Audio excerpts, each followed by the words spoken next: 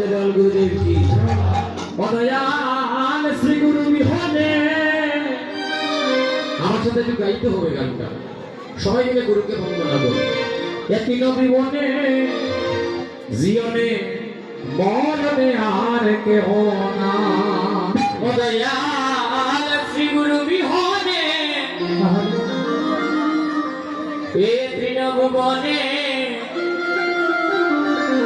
জীবনে মরণে আর কেহ না দয়াল শ্রী গুরু বিহনে জীবনে মরণে আর কেহ নাই দয়াল শ্রী গুরু বিহনে তৃণভুবনে জীবনে মরণে আর কেহ নাই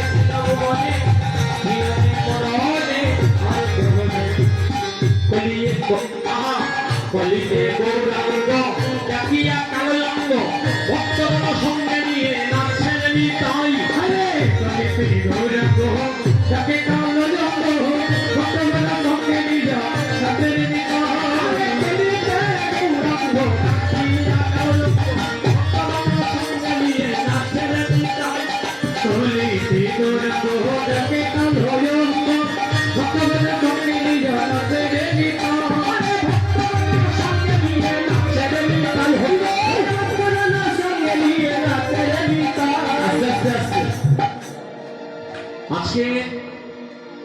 এই নব শ্রীবাস সঙ্গনে আমার মহাপ্রভু একা নাচতেছে না, তার ভক্তগণ সবাইকে নিমিত্ত করতেছে।